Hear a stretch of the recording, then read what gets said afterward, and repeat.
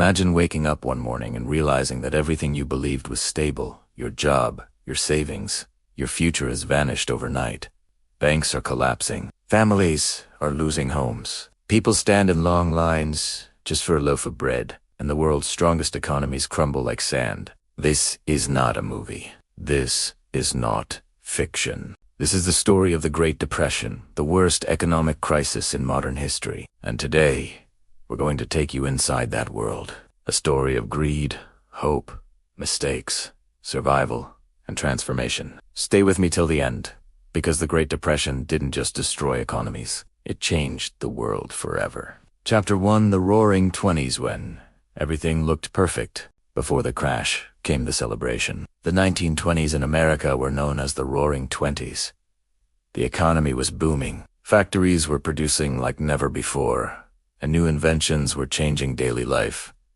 Cars became common, radios connected homes. Movies entertained millions, skyscrapers touched the clouds. Jazz music brought life into the cities. People believed nothing could go wrong. If the future looked like a road, everyone thought it was a smooth highway with no bumps ahead. The stock market became the new gold mine. Everyone, rich businessmen, small shop owners, workers, even students invested whatever money they had. Because stocks just kept going up every month, people's profits multiplied. It felt like the world had unlocked a cheat code for success.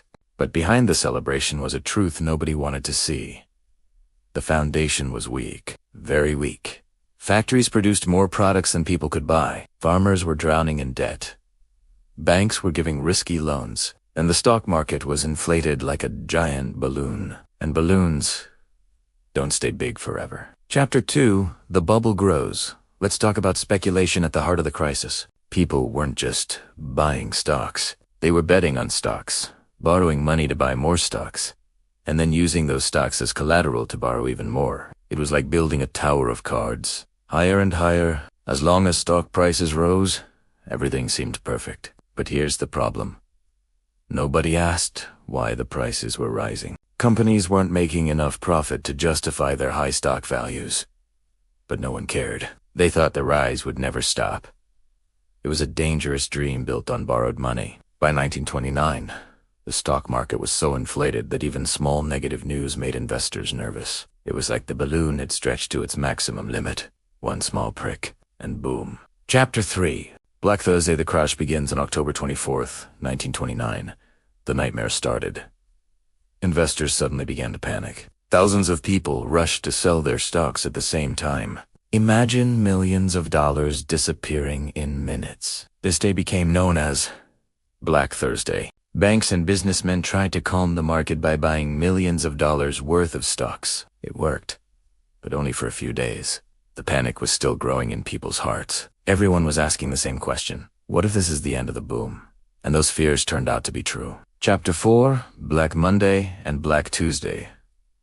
The real collapse, if Black Thursday was the warning. Then Black Monday, October 28th, and Black Tuesday, October 29th, were the disasters. The market collapsed completely. Billions of dollars in value vanished. Companies lost everything overnight. People who thought they were millionaires suddenly had nothing. Crowds gathered outside the New York Stock Exchange, crying, shouting, confused, shocked. Newspapers printed headlines like, "Wall Street in panic, millions lost in minutes, the greatest market crash in history in just a few days." The American economy fell from its highest point to its knees. But here is the twist. The stock market crash was not the Great Depression itself. It was only the beginning. The real suffering was about to begin. Chapter 5, the domino effect. When everything starts falling, think of the economy like a line of dominoes. When the first one falls, the rest follow. After the crash, banks collapsed. People rushed to withdraw money, but banks did not have enough. Many shut down permanently. Businesses closed. No money meant no sales, no loans, and no customers. Unemployment skyrocketed. Factories fired workers. Millions lost jobs in months. Families lost homes with no income. They couldn't pay rent or loans. Global trade collapsed. Countries stopped buying and selling from each other. The crisis spread around the world like a virus to Europe, Latin America, and Asia. Chapter 6, Life during the Great Depression. Let's slow down and look at what life was like for ordinary people. Because the numbers don't show the real pain. Bread lines in soup kitchens, with no money for food. People stood in long lines for free meals. These lines stretched across city streets. Hooverville's homeless families built small, poor shelters made of wood, plastic, and cardboard. These were called Hoovervilles, named after President Herbert Hoover, whom people blamed for the crisis. Children dropped out of school, families couldn't afford books or travel, so kids stayed home or searched for work. Farmers suffered the most. Not only were crop prices extremely low, but then came another disaster. The Dust Bowl. Chapter 7. The Dust Bowl. When nature turned against people. In the early 1930s, huge dust storms hit the American Midwest. Why? Because years of over-farming had damaged the soil. A severe drought began. Fields dried out. Strong winds lifted the dry earth into the air. Massive clouds of dust-covered cities, farms, and homes. People, cold and the sun. They couldn't breathe properly. Farm animals died.